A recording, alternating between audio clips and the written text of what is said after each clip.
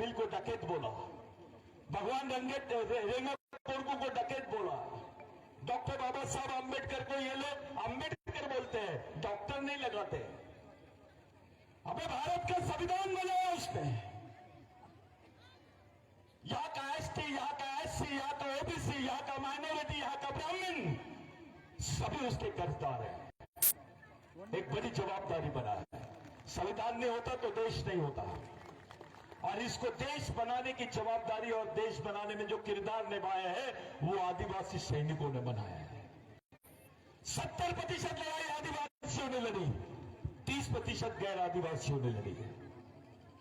कुछ जंगली क्षेत्र थे जहां ओबीसी भी साथ में था, एससी भी साथ में था आदिवासियों के साथ। लेकिन स्वतंत्र सेनानी के सर्टिफिकेट किसको दिए इन्होंने, जिन्होंने उंगली भी नहीं कटाए।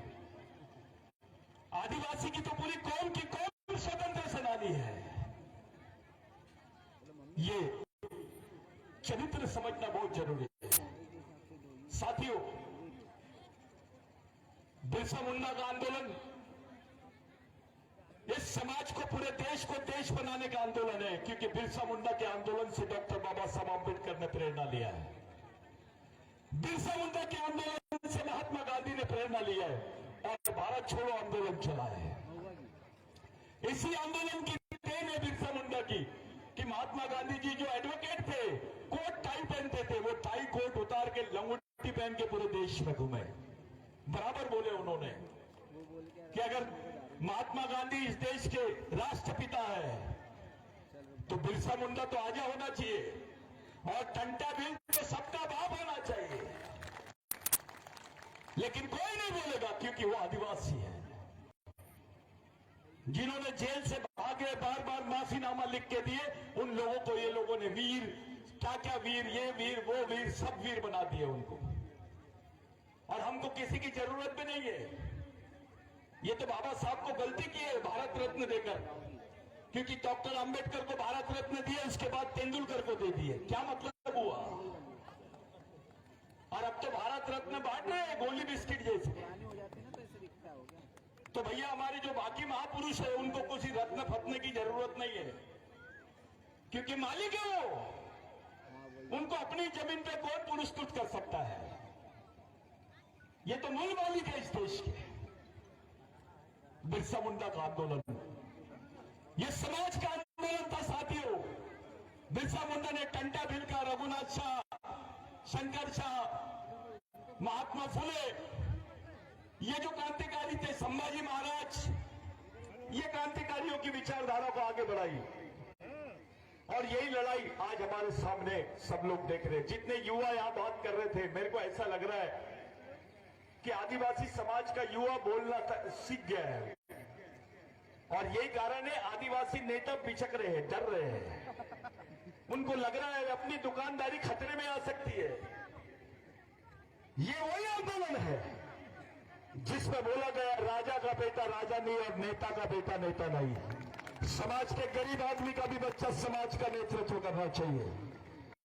जिसको ये तकलीफ हुई, मैं उनके घर में सवेरे गया, उनका नाम इन्होंने रामदेव रखे। एक रामदेव और एक दवाई का धंधा करता है। वो रामदेव और ये रामदेव में जमीन आसमान का फर्क है। वो रामदेव पहले लोगों को नौकरी देने की बात करता था, अब वही लोगों के घर में जा रहा और बोल रहा है काम दो, पैसे दो। वो रामदेव में और ये रामदेव में फर्क है। ऐसे जितने कार्यकर्ताओं को प्रताड़ित करने का काम ये लोग कर रहे हैं, ये हमको याद रखना पड़ेगा। अगर ये लोग तुमको जिला बदल कर सकते हैं, ये लोग तुमको जिले से बाहर करने की रणनीति बनाते हैं, तो तुम इनको सत्ता से बाहर करने की रणनीति बनाओ तो बात है। ये ऐसा लग रहा होगा कि आदिवासी सोया है, ये भोला है। इनको लग रहा होगा अभी इनको अंबेडकर नहीं समझ रहा है, इनको महात्मा फुले नहीं समझा है, ओबीसी आदिवासियों को नहीं समझ पा रहा है। ओबीसी को लग रहा है आदिवासी लड़ रहे, लड़ने दो। दलितों को लग रहा है आदिवासी लड़ रहे, लड़ने दो। मुसलमान क्रिश्चियन को लग रहा है आदिवासी लड़ रहे, लड़ने दो। अरे भाई तुम भी वेटिंग लिस्ट में है, प्रतीक्षा सूची में है, पहले आदिवासी मरेगा, फिर एससी मरेगा, फिर ओबीसी मरेगा, फिर मुस्लिम मरेगा, क्रिश्चियन मरेगा। ये तैयारी है। ये लोगों ने तो पूंजीपतियों को बेच दिया है। गरीब ब्राह्मण भी अभी बार के सामने, बियर बार के सामने चौकीदारी कर रहा है। सच्चाई है कि नहीं? मैं दो बातें बताना चाहता हूं आपको। एक षड्यंत्र किए इन लोगों ने हमारे साथ।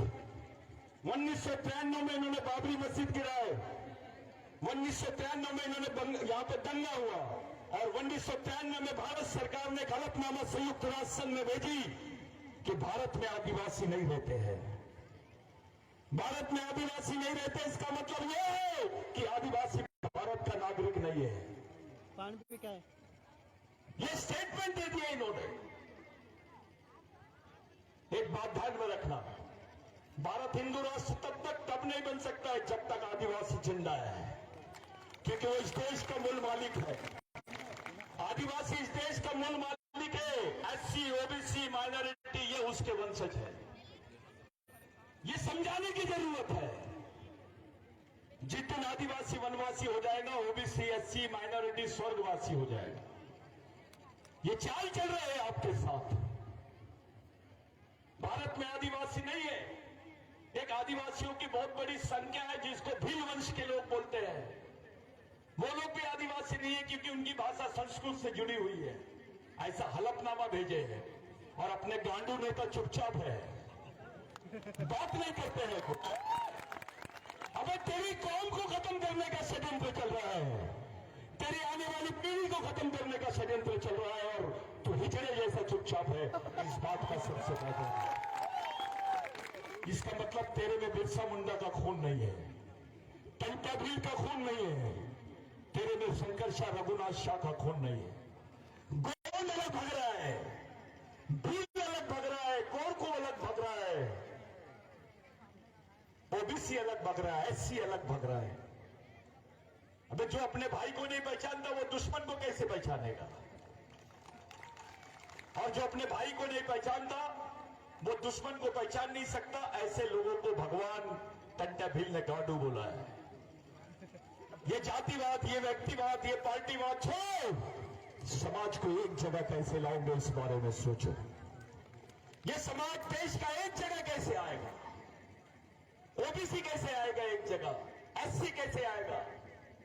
ये गरीब ब्राह्मण भग रहा है आज, वो भी तुम्हारी लड़ाई का हिस्सा बन सकता है अगर उसको समझ में आ गया तो। मेरे भाइयों, ये है अपना गुरु असली तो ये भागने से तो हमारे साथ ही हो रहा है। का तो है आपने अभी बोले कि भैया वहां पर जो कांड हुआ था, महिलाओं के साथ बलात्कार हुआ, उसकी लाशें गड़ा दी। 13-13 साल की बच्चियों को नक्सलवादी घोषित कर रहे हैं। जिस लड़की का पीरियड नहीं आता है, उसको मासिक उसकी प्रक्रिया नहीं होती, ऐसे बच्चियों को ये लोग नक्सलवादी बोल के मार रहे हैं। जो आंदोलन थोड़ा ज्यादा बढ़ जाता है उसको नक्सलवादी घोषित कर देते हैं। आदिवासी ने कुछ किया तो नक्सलवादी, मुसलमान ने कुछ किया तो आतंकवादी। ये सोच खड़ी कर रहे हैं लोग। ये खिलाफ में, आदिवासियों के खिलाफ में बहुत बड़ा षड्यंत्र है। पूरे भारत में सबसे ज्यादा जनसंख्या मध्य प्रदेश में आदिवासियों की है। जो मध्य प्रदेश का आदिवासी संदेश देगा वही संदेश पूरे देश में जाएगा। और मध्य प्रदेश के ही आदिवासियों को बोल रही है कि आदिवासी भारत का मालिक नहीं है, और भील आदिवासी नहीं है। भील यानी बारेला, बिल, बारेला, बिलाला, ये जितनी अपनी वंशज है, ये पूरे लोग, कोरकू, ये इतनी हिम्मत कैसे करते हैं? इसलिए करते हैं क्योंकि हमारे लोग, हमारा पढ़ा लिखा आदमी बोलना नहीं चाह रहा है, डर गया है। अपना अधिकारी डरता है कि मेरी ट्रांसफर हो जाएगी, मेरा सीआर खराब कर देंगे।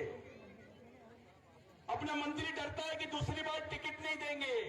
अबे पार्टी बनेगी समाज, तू समाज के भरोसे चुन के आ रहा है या पार्टी के भरोसे? समाज के। अगर आदिवासी नहीं होता तो अधिकारी नहीं होता, कर्मचारी नहीं होता, विधायक नहीं होता, मंत्री नहीं होता। ये जो वास्तविकता है इसको खड़ी करने के लिए काम करो। इनका पुतला लगाना बड़ी बात नहीं है, इनके विचारों को लेकर एक मिशन चलाना बड़ी बात है। वो मिशन चलाने की बात करो। अरे तुम एक जगह नहीं आओगे तो लड़ोगे कैसे आओ?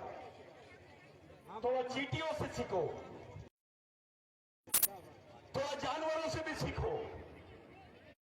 वो एक जगह आते हैं। मुख्यमंत्री जी को लगता है आदिवासी तो एक जगह आ गए, इनको थोड़ा बोल दो, बांट दो, दारू दे दो, इनके नेताओं को खरीद फरोख्त कर लो, काम बन जाएगा। ये जो लाइन है इसको चुपचाप कर दो, ये खामोश रखो, इस बात को समाज में खत्म कर दो। इनको बता दो कि जो आदिवासियों का निर्णय होगा वो सामाजिक निर्णय होगा, कोई राजनीतिक निर्णय नहीं होगा। आदिवासी समाज तय करेगा मध्य प्रदेश में किसकी सरकार चलेगी। ये समझाने का समय आ गया है। और ये एक संदेश मैं देके जा रहा हूं आपको कि ये जो समाज है नेताओं के विचारों पे नहीं चलेगा, ये नेताओं के विचारों से भी नहीं बचेगा। अगर इसको बचाना है तो ये शहीदों के विचारों को ही लेके चलना पड़ेगा आपको। दूसरा रास्ता नहीं है आपके पास में, कोई रास्ता नहीं है। अगर आप अपनी आने वाली पीढ़ी को बचाना चाहते हो तो ये जो रामदेव बाबा है, हमारा रामदेव है, उसकी टीम है, ऐसे सभी लड़के जो अंदर है जेल में, 5 लोग गए तो 6 पुतले बिठे, 5 लोग गए तो 5,50,000 आदिवासी सरकार के खिलाफ में हो गए, 25 जाएंगे तो 25,000 यानी 2.5 लाख आदिवासी सरकार के खिलाफ में हो जाए। ये माहौल बनना चाहिए। जेल से क्या डरना है? जेल में तो रेस्ट लेने दो उनको, प्लानिंग करो। जेल तो बहुत अच्छी चीज है। जो जेल नहीं गया उसको आंदोलन कैसे समझेगा? यही तो ट्रेनिंग है।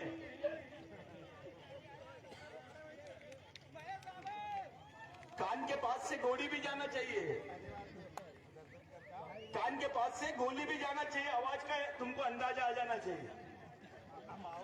नहीं तो पता है भैया कुछ नहीं किया, मैं तो ऐसा हूं, तो मैं राष्ट्रीय अध्यक्ष, मैं अंतरराष्ट्रीय अध्यक्ष से क्या कर लेंगे बे?